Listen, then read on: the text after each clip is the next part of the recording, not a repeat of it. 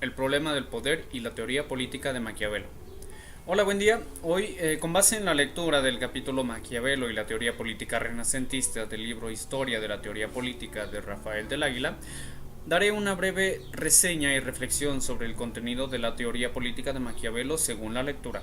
Para ello, el autor nos presenta ante todo el contexto histórico-cultural del Quattrocento italiano, en el que el humanismo se apoderaba de la Florencia del siglo XV. Discusiones sobre los clásicos como Platón, Aristóteles eran comunes entre los ilustrados florentinos, entre los que destacó nuestro protagonista, obviamente Nicolás Maquiavelo.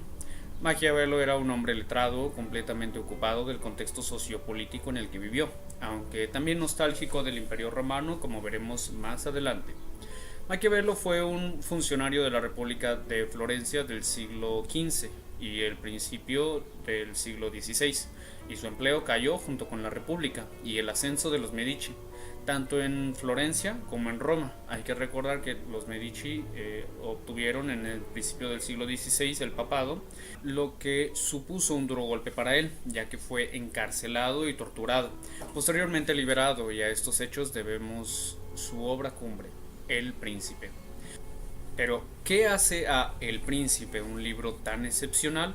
Bueno, eso lo podemos responder describiendo la estructura de su teoría política y la crítica que a lo largo de 5 siglos ha recibido, ya que desde su publicación en 1531 fue severamente criticado por uno y adorado por otros. Hay 3 formas en las que históricamente se ha interpretado a Maquiavelo y su teoría. La primera, como el cínico, Maquiavelo el cínico. Esto debido a la inmoralidad de sus consejos, lo cual es resultado de una trasvaloración que hace Maquiavelo de la moralidad cristiana. Hay que recordar el contexto histórico en el que Maquiavelo desarrolló su obra, el Quattrocento, el humanismo que fue floreciendo en la Italia, en la Florencia particularmente de el siglo XV. La segunda concepción que tenemos de Maquiavelo es la del patriota, por el llamado a Lorenzo de Medici a la expulsión de los extranjeros. En su tiempo llenaban la península al grado de llegar al saqueo de Roma por parte de la España imperial de Carlos V en 1527, un capítulo de la historia que también hay que tener en mente. La tercera acepción de Maquiavelo es la de el científico de la política, que separó la moralidad cristiana de la ética política, haciendo que esta última responda solo a fines prácticos y no morales.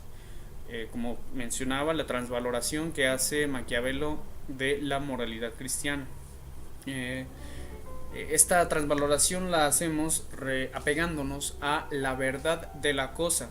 Menciona que toda virtud o vicio deberá ser analizado en relación con su finalidad política y el éxito que ésta tenga. Estas son las formas en las que se ha analizado, pero ¿cómo se ha llegado a tales conclusiones?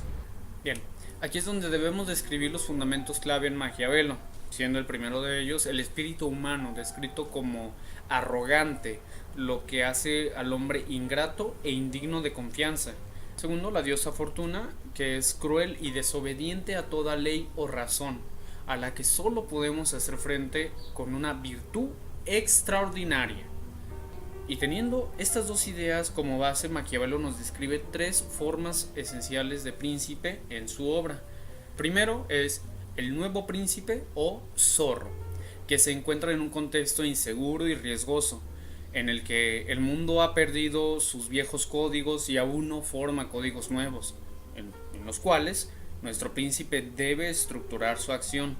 Aquí tomamos la frase: cuando se abre la caja de Pandora del cambio, no hay forma de saber si será cerrada a tiempo.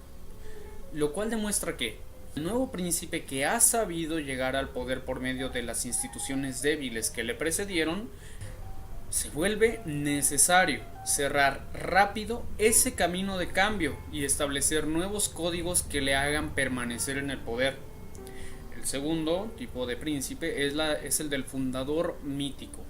Este príncipe es el que ha perdurado en el poder incluso más allá de su propia muerte. Esto porque supo dejar tras de sí instituciones fuertes y estables, Se ha criticado esta forma debido a que pudo haber sido una fuente de protofascismo, aunque eso no lo veremos aquí. La tercera figura es la del ciudadano republicano.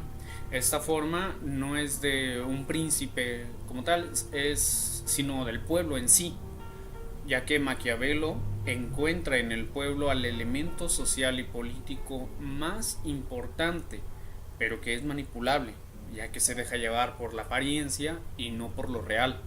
Aquí el príncipe debe encargarse de cultivar una buena reputación, ser el propio príncipe la primer víctima de sí mismo, para poder construirse.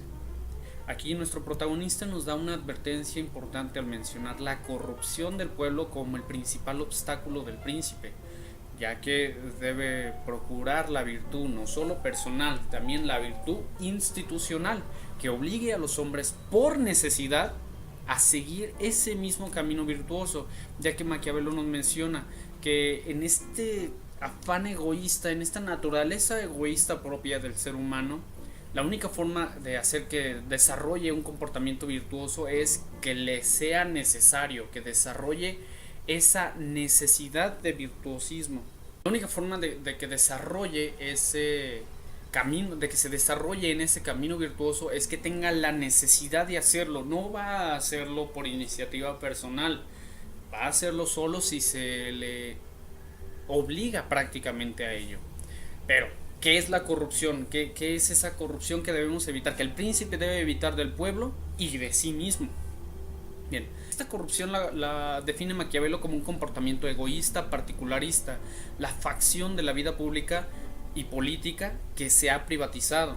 Para evitarla, Maquiavelo nos dice que debemos construir instituciones que obliguen a los hombres a buscar el bien individual solo a través del bien común. Y en caso de conflicto se debe buscar siempre la salida institucional. Aquí Maquiavelo, a través de los discursos de Tito Livio, nos da como ejemplo a la Roma antigua que mencionaba hace unos minutos, que celebra como virtuosa por castigar cuando debe hacerlo, ya que para él es mejor actuar y después arrepentirse que no actuar e igual arrepentirse. Ahora, con todo esto ya ha trascendido el poder del príncipe. Ya no se trata de mantenerlo en el poder, sino de hacer que la sociedad empoderada en la virtud permanezca. Y para ello se nos dan tres vías de estabilidad y desarrollo en Maquiavelo. La primera es mantener cierto grado de igualdad social. Es esencial mantener la igualdad. Así mantendremos el precepto de poner primero el bien común. Segundo, mantener leyes o instituciones que recreen continuamente esta necesidad egoísta que les mencionaba de un comportamiento virtuoso. Así los hombres racionales no se comportarán de otro modo. No habrá revoluciones, no habrá crimen. O sea, es necesario que se institucionalice la virtud. Ahora, la tercera vía de mantenimiento de una sociedad es mantener vivos los usos y costumbres que den autoidentificación comunitaria, así asegurar la cohesión de grupo. Esto es esencial. No puede haber sociedades, estados, naciones, no puede haber una república y una sociedad que perdure si sus componentes y sus miembros no se identifican a sí mismos como parte esencial de esa sociedad. Ahora, para Maquiavelo, las acciones humanas, por su naturaleza, no pueden ser iguales a las acciones de la moralidad, no al menos a la moralidad cristiana. Es por ello que tiene esta crítica del cinismo, porque bueno, Maquiavelo en su contexto pues no identifica como viables las acciones humanas en función de una moralidad, al menos de la moralidad cristiana. Así Maquiavelo en su obra nos da no solo una revisión del panorama político de su obra y las formas en las que se puede manipular este panorama político, sino también una forma de administración pública básica que sirva de herramienta al príncipe para hacer no solo que permanezca en el poder, sino que perdure en la historia, asimismo la sociedad y sus instituciones. Bien, esa es una brevísima descripción de lo que podemos encontrar en la lectura de Rafael del Águila